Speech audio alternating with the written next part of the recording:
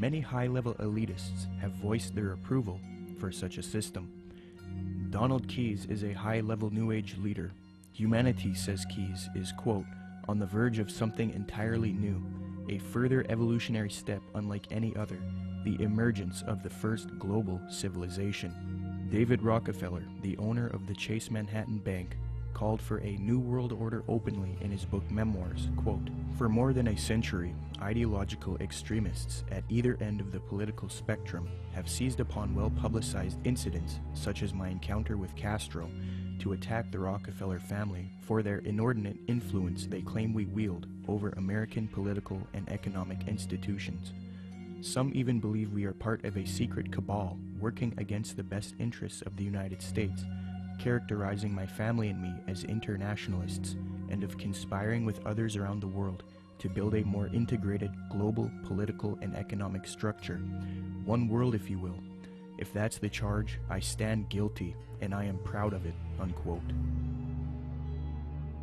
American foreign policy analyst and former Deputy Secretary of State Strobe Talbot advocated globalization and world government in Time magazine, July 20th, 1992 edition. He remarks, quote, here is one optimist's reason for believing unity will prevail over disunity, integration over disintegration.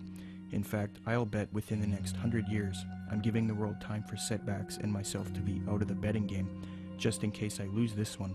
Nationhood as we know it will be obsolete. All states will recognize a single global authority, a phrase briefly fashionable in the mid-20th century. Citizen of the world will have assumed real meaning by the end of the 21st.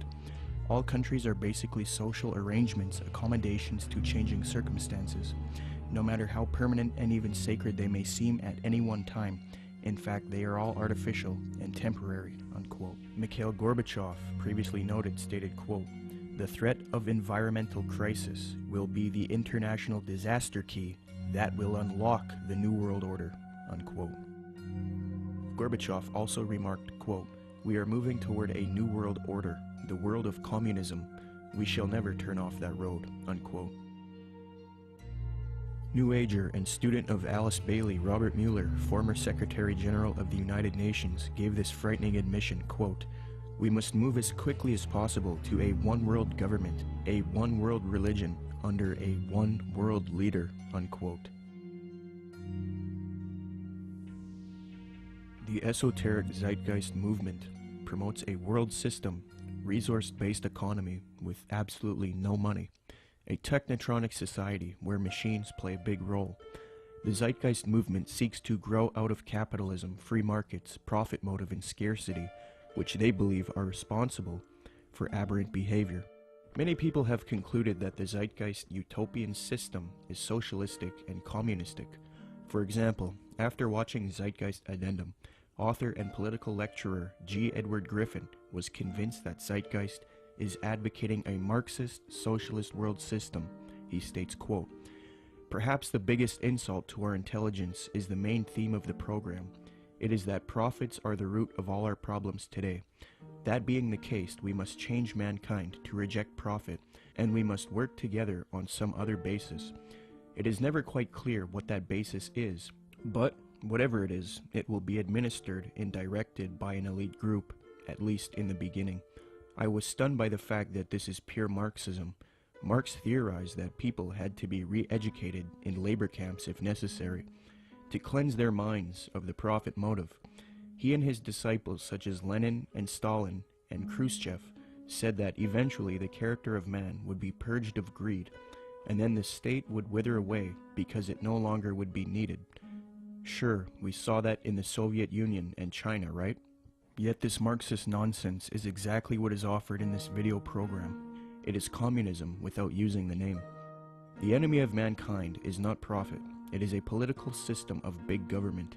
Yet this program is supportive of some of the most notable big government collectivists on the planet. Marxist-Leninists may be enemies of collectivists in Washington, D.C., but they are collectivists in their own right. The communist model is no better than the Nazi model. Samuel Adams, a patriotic founding father of America, repudiated communist and socialist ideas. The utopian schemes of leveling, redistribution of wealth, and a community of goods central ownership of the means of production and distribution, are as visionary and impractical as those which vest all property in the crown. These ideas are arbitrary, choices and actions which are done not by means of any underlying principle or logic, despotic, ruling with absolute political power, and in our government unconstitutional. When one does a comparison between Zeitgeist Addendum and the communist model, it becomes clear that Zeitgeist is in fact promoting communism. N.B. Godke, in the work Encyclopedic Dictionary of Economics, defines full communism based on the ideals of Marx and Engels and others as, quote, 1. Social wealth will be distributed according to human needs, meaning things that are scarce will be distributed first to those who need them the most. Zeitgeist proposes having an abundance of resources and no scarcity, and thus the idea of distributing wealth according to human needs is rendered obsolete. On this point, they have merely updated the communist model by eliminating scarcity. 2. The state will wither away as there is no need for coercion. The state does nothing because there is no state. There is no state.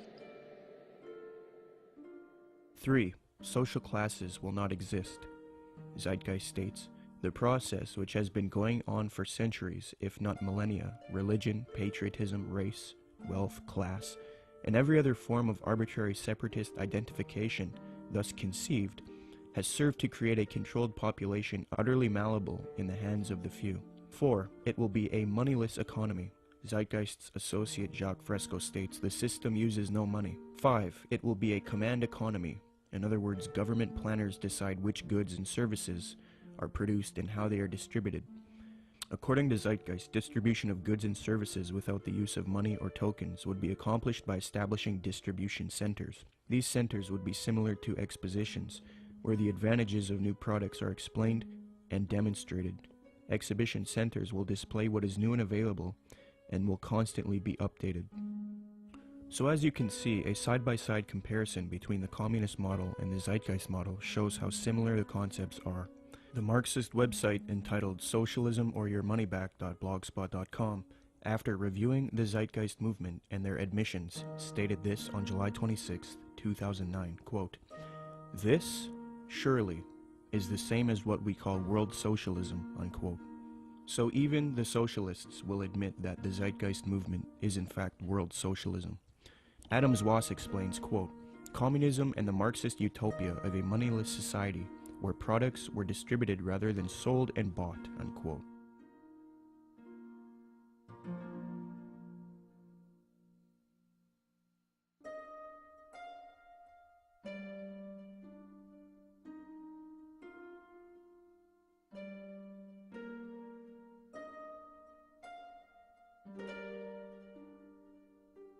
Zeitgeist's main source, Acharya S., promoted the founder of communism, Karl Marx, on her website. It no longer looks like this, but using archive software, you can see how her website looked in the years past. She quotes Karl Marx, defaming religion, thus showing her support of Marx and communism. Many people have noticed that the modern New World Order, as advocated by the elite, contains communist ideals within it. So it seems that Zeitgeist is helping the New World Order with their utopian approach rather than destroying it. They had a biblical philosophy. They gave us a republic. When Ben Franklin walked out of the building, one of the ladies said, "Mr. Franklin, what kind of government did you give us?" He said, "A republic, if you can keep it." Republics are hard to keep. We've lost ours, folks. We are not a republic anymore. We have degenerated to a democracy, and the next step is totalitarianism. We're that close to becoming a totally socialistic and then communistic country in America. You watch, it's going to happen real soon. What they're going to do next time is manufacture a depression, coming real soon probably, collapse the U.S. economy, which can easily be done overnight. And then everybody will line up and say, "Oh, hey, we're starving. What can we do?" They're going to say, "You know, we really got a problem. We need to solve this." Constance Cumby recognized that the New Agers desire a communist world system, quote, "The New Agers feel that the program they are offering the world would satisfy the basic desire of communists in that it proposes a form of world socialism. These books were calling for a new world order with an accompanying global food redistribution program aided, of course, by modern technology, i.e. computers," unquote. A redistribution program aided by modern technology and computers is exactly what the Zeitgeist movement is advocating. Notice how similar Zeitgeist's plan is to the New Age agenda just mentioned in Constance Cumby's book. In the Zeitgeist orientation lecture, Peter Joseph states, "Just as each city has a central organizational dome which functions as the brain along with its nervous system, consisting of computerized environmental monitoring via satellite and electronic probes, the larger world complex absorbs each city and monitors the broad spectrum of the environment, making sure there isn't a problem or material resource needed in any of the individual cities, while also regulating larger order processes for all the cities and the environment as a whole."